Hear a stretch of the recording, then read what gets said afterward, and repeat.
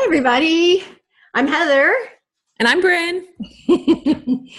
And thank you for sharing your time with us today. We decided we were going to record a little bit about something unique that's going on in my life, I guess, that Bryn was kind of interested in. So we thought, well, let's share it with you guys. Yes, it's definitely a pharmacist out of the box concept. So Heather's been into yoga. I've even joined her on a yoga flow class that one of our friends teaches. It was beautiful, so relaxing, but very intense. And so she just got done with a couple weekends where she's been doing YIN yoga teacher training. And I Right. think that's amazing. I can't wait to take her class. And we just I'm curious myself, like, what did this take? How long were you doing this? Who was there? What made you decide to do this? So I'm just curious, and I'm like, okay, hit record, because I think if you have a passion, I think that whether you're a pharmacist, non-pharmacist, any person, we all are given gifts. If you have a passion, like, follow it, explore it, be curious. Absolutely. So I'm super proud of you.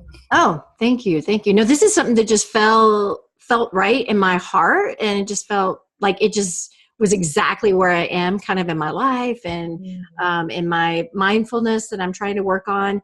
So I think it all started like yoga. I've done yoga in the past many years ago, and I started coming back into it recently when I had more time. And I think some people don't know about yoga. I've had friends that say, that I tell them that's my cardio, and they go, yoga is your cardio? I'm like, you come to my yoga Ooh, class, you're going to sweat like yes. crazy.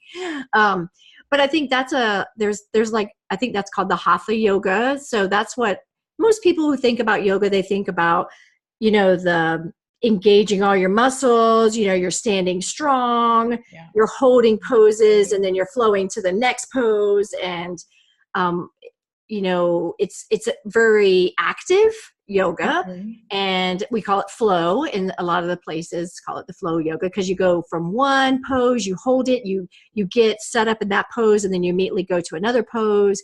And so you kind of work the whole body, and you're working on stability, and you're working on kind of focusing on engaging certain parts of your body and stretching parts of your body.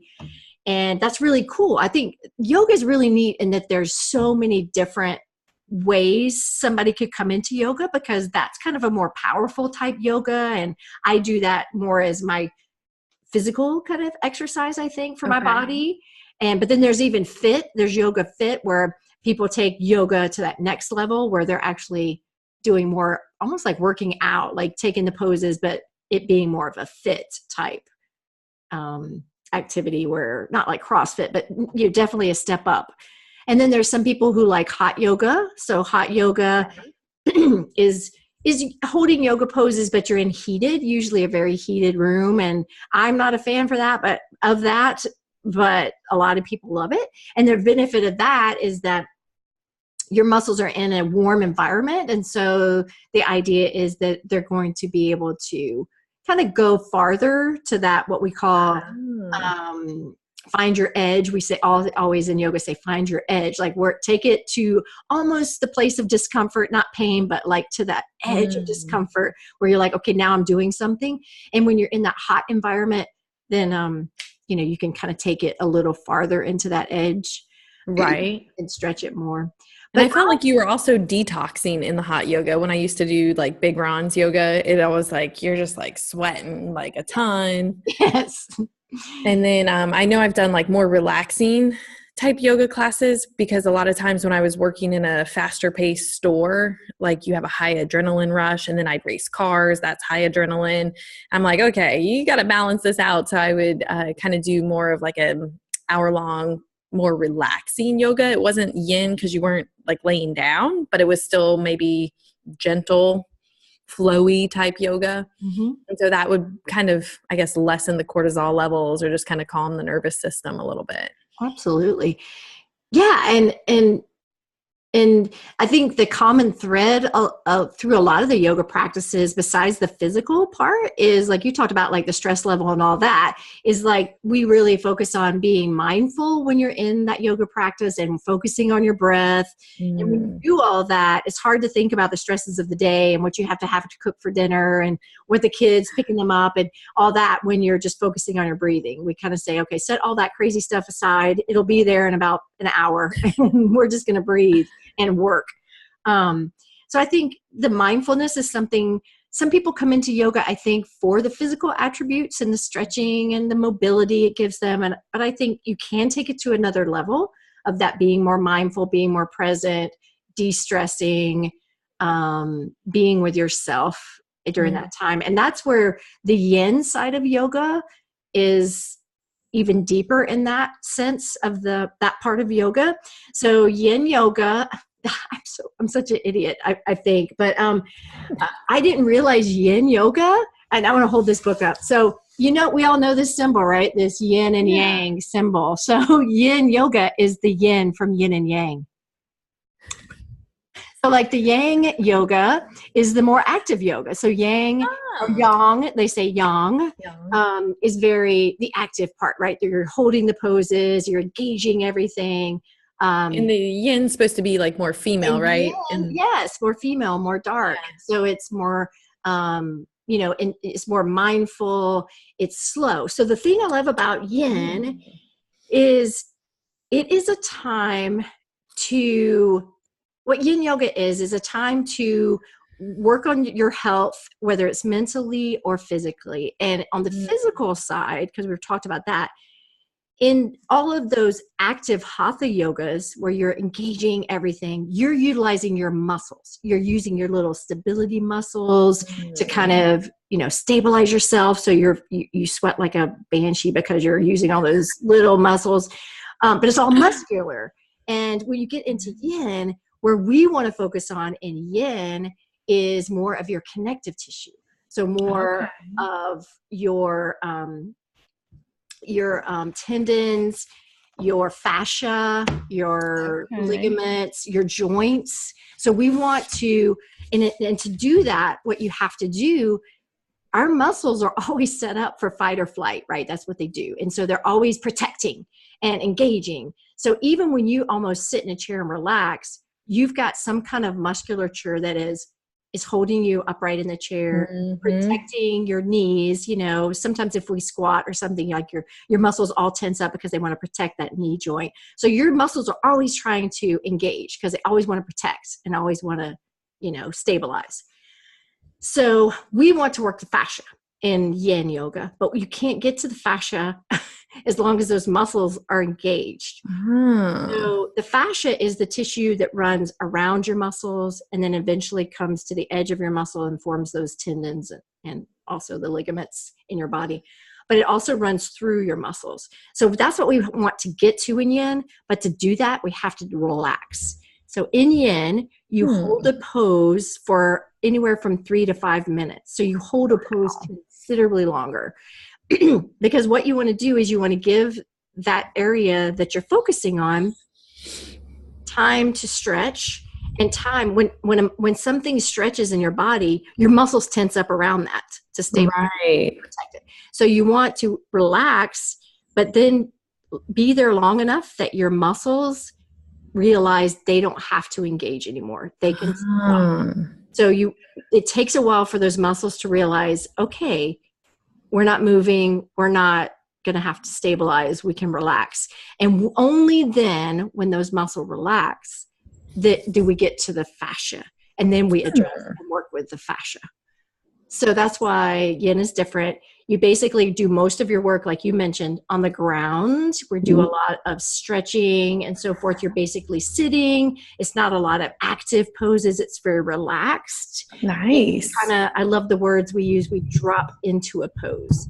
So just a good example is you might sit on the floor and have your legs out straight in front of you and basically just bend over the front of your legs till you can't bend over anymore. And you don't force yourself to bend over. You just kind of let your body drop into that pose.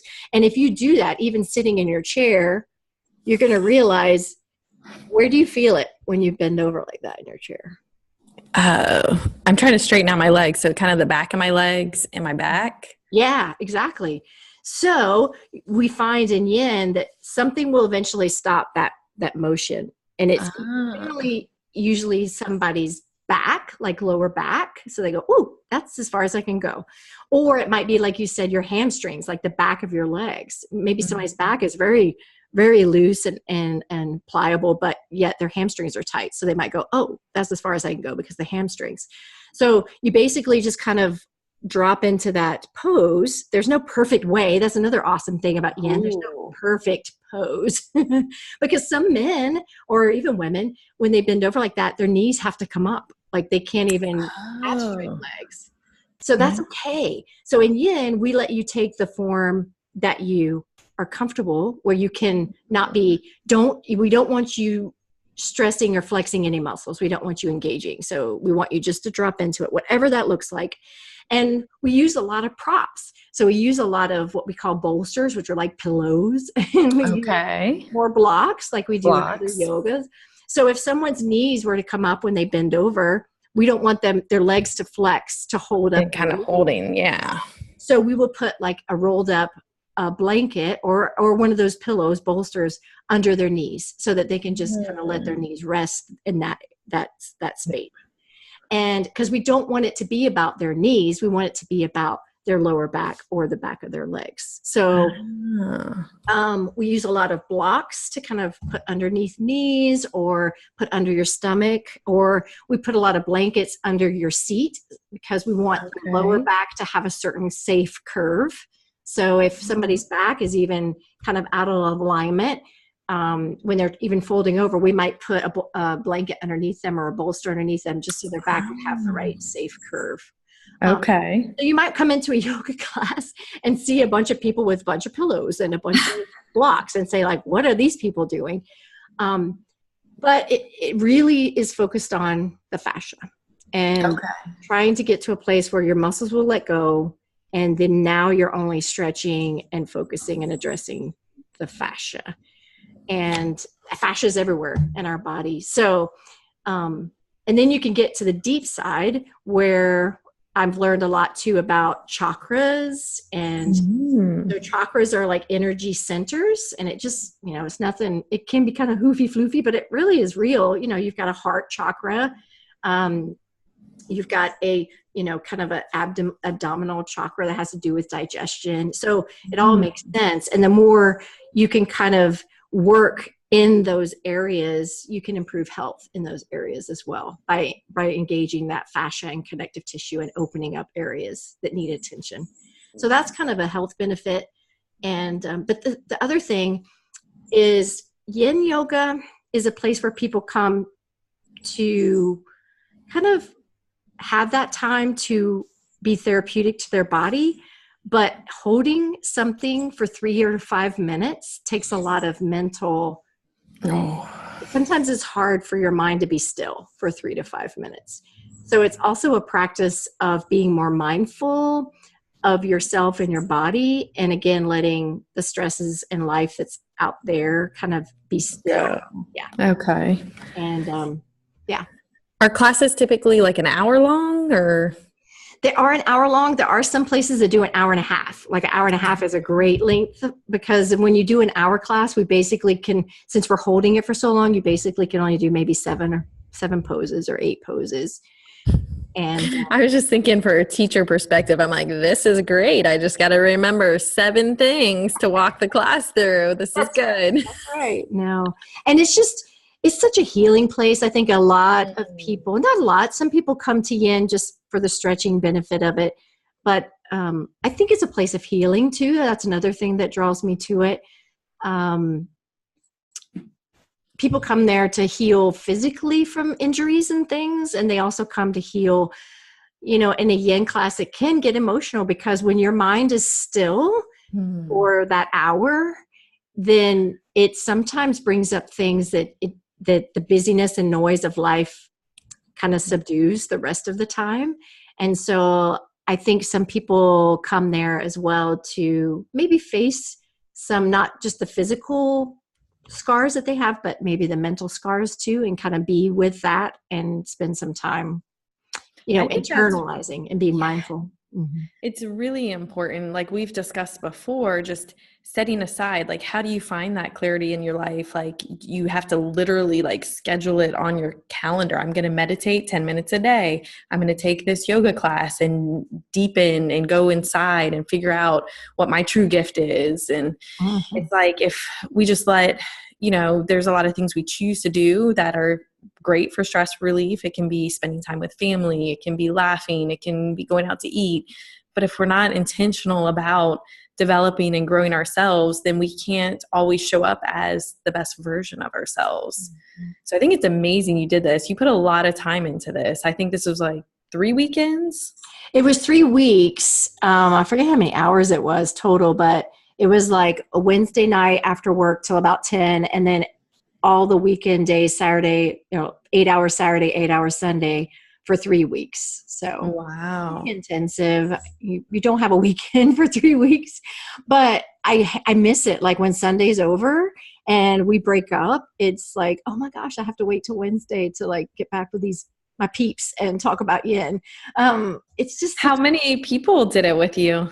13 people did it with me in my class, and it's such a safe environment because of that environment of kind of tranquility and being open to yourself, deeply open to yourself. Like that whole room of people ended up being, very open with each other. And I'll just be honest, one of my dogs passed away over this past week, and it was during my training.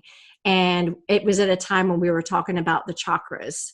And we got to the heart chakra, and the heart is the center of love, right? Unconditional love and, those great emotions, but also it's a place of grief because it breaks our heart, right? And so it was just at the time in my life where my dear 15-year-old pet passed away. And I got to share that with these amazing people because I was talking about the heart chakra and grief. And these people just like welcomed me and hugged me. And it was just such a safe place to talk about it and to feel their support. Like it would be different than if you were just sitting at lunch in a busy restaurant, there's such a deeper connection, especially when you bring YIN to the picture. People just are themselves and they're just open. And, we talked about a lot of things in that training amongst ourselves and like with the things that we've been through. And I think YIN yoga has been used a lot in, with vets, like, wounded vets, things like that. It's a very healing, therapeutic type of yoga. And so it's because of that safety that people can feel when they come to that space and they're accepted unconditionally. It's not about judgment. It's about just being still with yourself and being honest in that moment with yourself. So anyway, it was just an amazing time. This training has been amazing. This weekend is my last weekend. And then I start teaching. So I'm so excited, Bryn, to bring this to other people because it is so amazing thing, such an amazing thing. Was this all done at Yoga Pod or a studio or? It's done at Yoga Pod. You can find YIN. It's not given as often I've seen as like flow, like the hatha yoga that everybody's kind of generally going to, but it is offered in other yoga places. So you can look all around. Yoga Pod has it. Some of the other yoga studios will occasionally have a YIN session. And you can get private sessions from different instructors as well. Awesome. Which are you going to plan on teaching at Yoga Pod or private instruction or don't know yet? I don't know yet for sure. I'm definitely doing private instruction. I'm definitely going to use it with my family. I'm sure. That's right. We're getting a class, folks. That's right. You heard it here first. We are getting a class by Heather. Yes. I mean, definitely for those people around me, it's going to be part of what I offer to you guys. So, but then I'd love to teach at Yoga Pod. Yoga Pod is amazing. I'm giving a plug for them. They don't pay me any money. Not yet. But, that's an amazing environment. The people there are just crazy awesome. But there's a lot of good places for yoga. You just got to find. And if people are interested in doing some sort of teacher training, finding a yoga studio or connecting with yoga instructors would be a really good way to find out if there is any sort of training offered in your city. Absolutely. And I would say, Bryn, to people who are listening, I would say probably half the people, maybe, I don't even know what the numbers are, but some people go into teacher training for yoga, whether it's the regular hatha teacher training for yoga or the yin training like I'm going through. A lot of people who are sitting there are really there just to get more information. Like they just want to go deeper into that practice. They don't want to teach. They just want to know. Because like I said, we learned about the meridians, which is the energy pathways in your body. We learned about, chakras. I'd heard about those. I had no idea what they were. I didn't even know about yin and yang, that was what this was. So just being in that class, you could even take your just personal practice like to another level. Like you would just be understanding you're not just in a yoga class. Like some people come to yoga and they're just in a yoga class because it feels good. But there are some people who are there and they're just on a lot deeper level for why they're there for yoga. And if you're one of those people who wants to like learn more or just get deeper, I would suggest take a teacher training too, just because even if you don't want to teach, like it is a great place to learn deeper information about that practice. That's beautiful. That's awesome. What a neat opportunity. Yeah, I think so. And it's just something you can share. Like if you do want to share it, even with just your family, right. You learn the right way, that if you had a friend that says, so tell me about this yin thing, what are you doing? You could properly, right, tell them what they could do, and help them out if you wanted to. Yeah. That's awesome. I know we had talked about developing some sort of like retreat and having yoga. And in my mind, I'm like, yes, Heather's got this yoga stuff we could down. do the yin thing. Faux show. The neat thing too is, again, you can do it, they say, up to the day you die. Like it's something so, unaggressive and just very, stretching and just feel good for the body, that you can do it up until the day you die. But you do have to be able to get on and off the ground though. Yeah, right? But you can do even in a bed. Like do, because it's just like being on the ground. Like, let's just say you're an older person in a long-term care facility. We can sit the bed up for them, right? And they can still try to reach forward as much as they can and kind of hang out there for 3 minutes and get the benefit of it. The banana pose is more of like a side stretch. You actually lay on the ground and just kind of pull yourself sideways. You could do that in a bed. So, oh yeah, that does feel good. Yeah. Is it just quiet or silent? There is so in yin, there's usually no words in the music. So it is very usually slower paced, soft music. Which again adds to the atmosphere of just being mindful and being aware and being present. You're not distracted by you're not distracted by like busy music or music with high emotion or high, lots of words. So we try to avoid all that. Instrumentals or like, do you have like, I don't know, you just Google yin yoga music, or is there a certain artist you like? Some people use like, there's the kind of meditation music. So some music has like bowls in it. Like you could use that kind of, the sounds, the peaceful sounds. But usually I've been in yin classes where there's just classical piano played just very slowly, piano or violin kind of music. You just have to be careful that it's not going to be irritating, because I love classical music. I love the violin, but I think violin, there'd be pieces I wouldn't use because it would be kind of like nails on a chalkboard to some people. Right. But another interesting thing is there's relaxing music out there, right? This is something that I learned.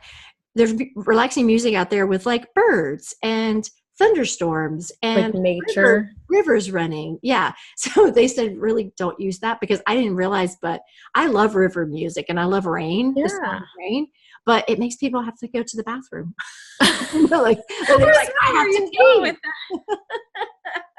I was like, I love this river. I love streams. Okay. Yeah. That makes sense. You see half the class get up and go to the bathroom. So I didn't know that. So you try to keep it just very benign. You're not there to like influence anybody or you don't give intention really necessarily. And some yoga classes, like we say, okay, today's intention, if you want to have an intention, let's all think about being thankful, or whatever. When you come into a yin class, you kind of let it be what that person needs. So you try not to define it in any kind of sense, whether it's a song, whether it's an intention that you can offer one, but we try to let them have their time to themselves and process. Yeah. It's so healing. It's so deep. It's so mindful. It's so, and to me, Bryn, and I know we're going on this, when I look around the room at us, and just imagine, when do you give yourself time to just sit still for 3 minutes?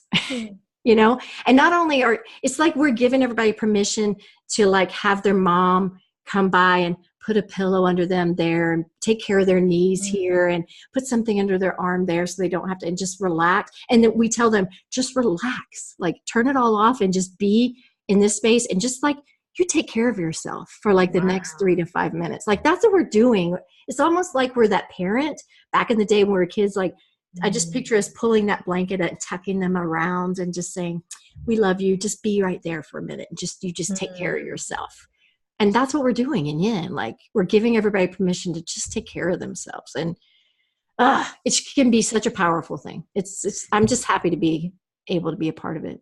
Yeah. So I'm hearing like a lot of like, you're open, you're connected, you just have to be. A lot of these things sound like they'd be very useful in like schools or I think about just to be and accept that person and have this space. Basically, you're just holding space to be and very intentional. Right. And just think, life is constantly telling us, you've got to achieve, you've got to get that new tech device. You've got to like, you know, you got to like go to school, and you got to be in that sport, and you got to like really work hard and practice. And your life is, and that's good. I'm not saying that's bad. I just think life, you know, is constantly telling us to engage and move. And sometimes we feel like, I think we aren't worthy of taking care of ourselves or stopping or being still for a minute, because then we might even be lazy or not motivated or, you know, whatever. But so I think in our culture, we're so driven. We're very driven people. And I think, you know, just think if we could teach that to kids, that it's okay to like be with yourself and think about maybe somebody, you know, maybe whatever, your dog died, or, you know, but it's okay. Let's just be still with that for a minute. And let's just not try to cover it up by being busy or let life just distract us from even thinking about it. Cause maybe you just don't want to think about that. Well, no, I think it's healthy sometimes to like, let's be present with that. Like, you know, and I think the more we stuff things down in our society, it just causes illness. It causes you to behave in ways, you know, with your relationships that you maybe are not healthy, and you don't want to be behaving like that. But it's because you've packed down all these emotions and distracted yourself and heard the noise, lived in the noise for so long. So I do think about the kids. That's what I was listening. Just imagine if you could bring up kids that understood what it was like to be aware and be conscious and be mindful in everything, not just do things haphazardly, but be mindful about what you do. Be mindful about going to school. Be mindful about having lunch, you know, sit with this person or that person. Like, think about it. Don't just. I might try and experiment with Owen. He's 4, and just maybe try and like stretch, like you were saying, like the touching your toes and just releasing and relaxing, and see if he'll do that for like 3 or 4 minutes. It's hard. It's hard for kids to be still. I mean, it's hard for adults. And in the class, like if you have a new person in YIN, they're like, okay, what do we do next? Like everybody's kind of empty. And when they're new, they're like, okay, you know, it's hard. It's hard. Yeah. And I'm sure for kids, it's probably really hard to be still for 3 minutes. Right. I'll wear them out first. We'll go to the park first or something, and then give it a try. Yeah. Oh, so do you feel like it helped you like level up on your spirituality at all? Oh goodness. Yeah, definitely. Yeah, because I'm going back to the chakra stuff, but you know, when you learn more about the chakras and energy flow and reaching different levels of awareness, like all of that kind of speak is in there. And for me, I have been on a journey of becoming more aware and becoming just kind of growing in my spirituality is what I would say. Like just kind of being more open to the facts of who God is, and open to the fact of what my purpose is in that grand scheme of the world and God's plan. And what does that look like? And are we just our actions? Like, are we just like all the actions, the good things and the bad things that we do in our life? Or is there more to who we are? So I've been kind of just journeying that journey. And so as you learn about the chakras and you learn about becoming more aware, that's all kind of part of the yogi thought process. So for me, it just aligns, really well with kind of coming to a higher awareness of life and a higher awareness of who I am and a higher awareness of who God is or the universe or the source or whatever you want to call that other higher power. Absolutely. So I think for anybody who's interested in kind of growing in spirituality, yoga is definitely a good step. Nice. Just one of many, like one avenue. One of many. Yeah. I was gonna say we might have to do a separate episode on the chakras and kind of teach everybody those. I'll brush up on it. It's been a while since I looked at them. Yeah. But well, if we do that yoga class, like we could even focus, like if we do another recording where we're doing yoga with our fans, we could actually focus it on like maybe 7 exercises that are of the 7 chakras or that focus on the 7 chakras. That would be cool. Love it. That's a great idea. And then were there any like big-ish shifts or what Oprah calls aha moments for you? Not for me. I think, no. I mean, not. Do you see that in others at all? Like have a huge shift, or it's mostly all like internal and kind of?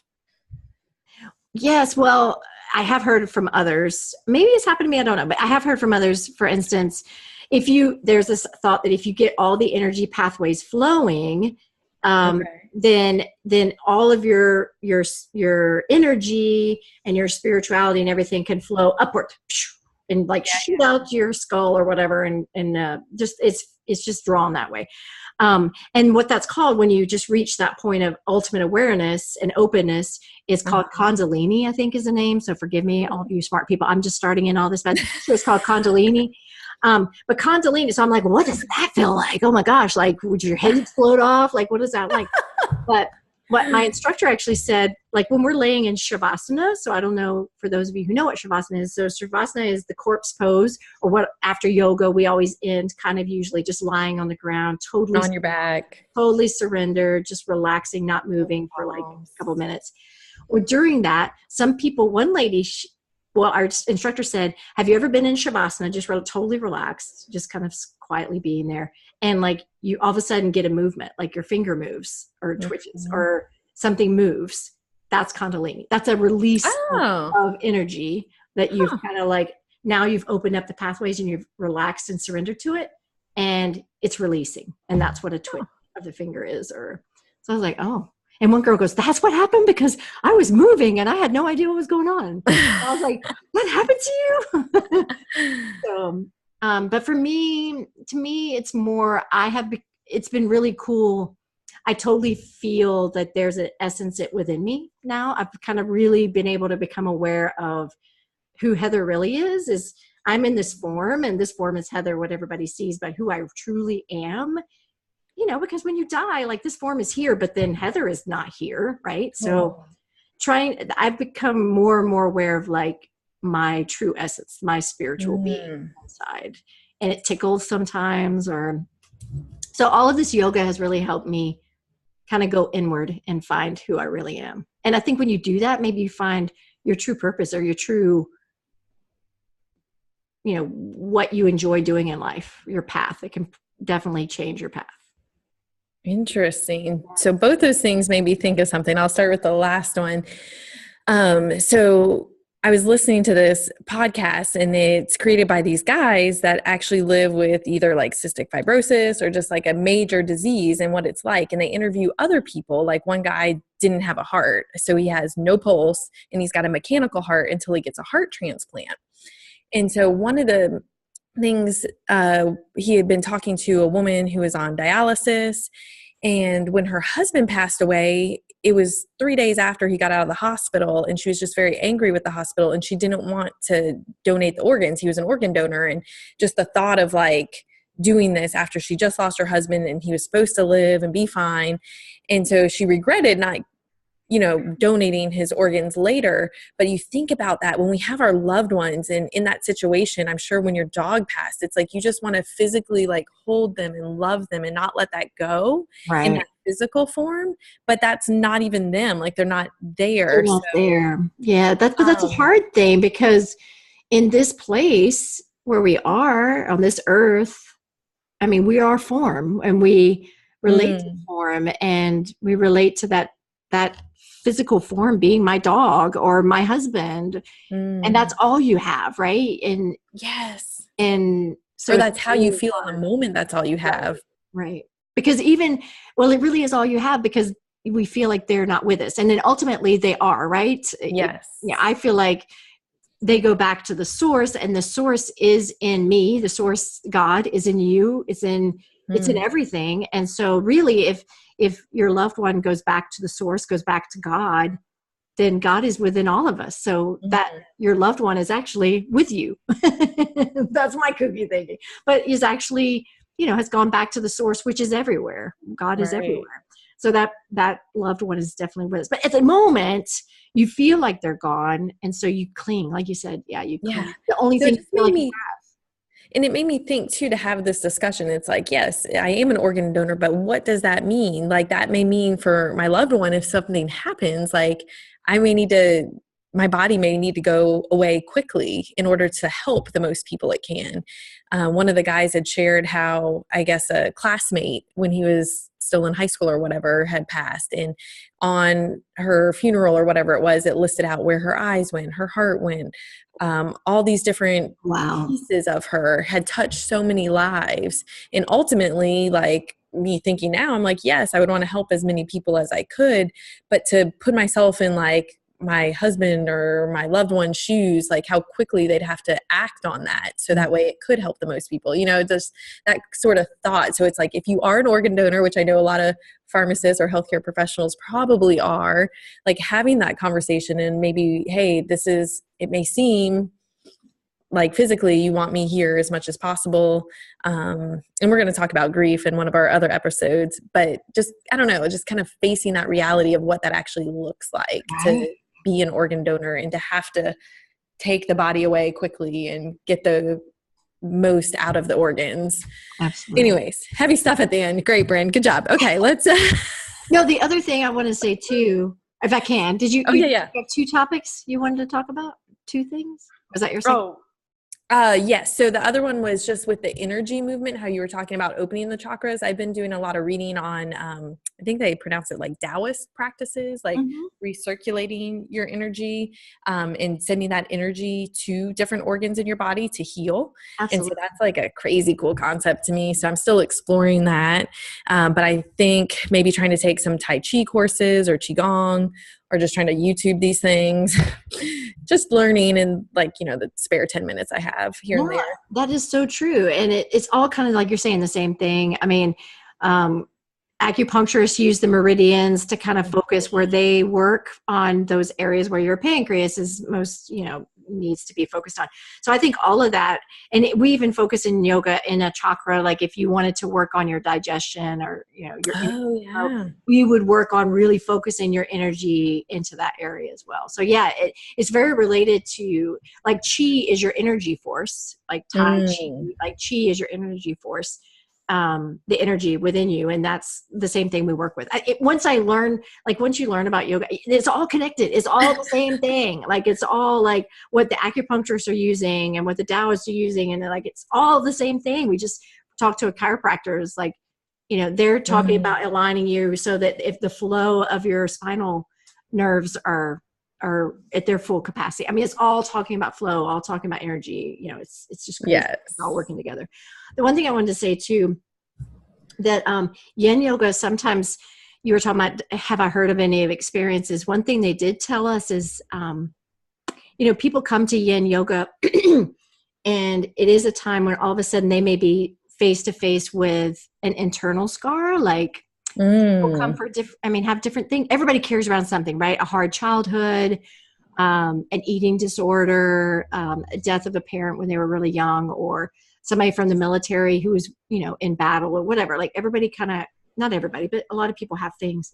And in yoga class, it is so powerful in the yin yoga that people will come to tears. Like, there is a lot of emotion, and they had to teach us about, maybe a person will have an experience. You talked about, I had an experience. It can be very emotional and moving for somebody in that moment to kind of be with whatever their scars are. So a lot of people will have some kind of experience with yin when they're in yin. So, yeah. But that's not a bad thing. And sometimes it's, like I said, I think as society, we don't feel like, we stay busy so that we don't address those scars. We just kind of tuck them away. And sometimes they need to be present. Explored or given space. Yes. Given space. That's a good word. I like that. Yeah. Well, I've got to run. Go pick him up. Daycare's closing early. Yes. So we'll come back and we'll do some yin yoga. We'll do some yoga sometime. Yes. So excited. Woo-hoo! Out of the box. Yes. I'm Bryn. I'm Heather. See you next time. Thanks for watching. Subscribe to Pharmacists Out of the Box. Listen to us on whatever podcast form you want, or watch us on YouTube. Thanks, guys. Have a great weekend. Bye-bye.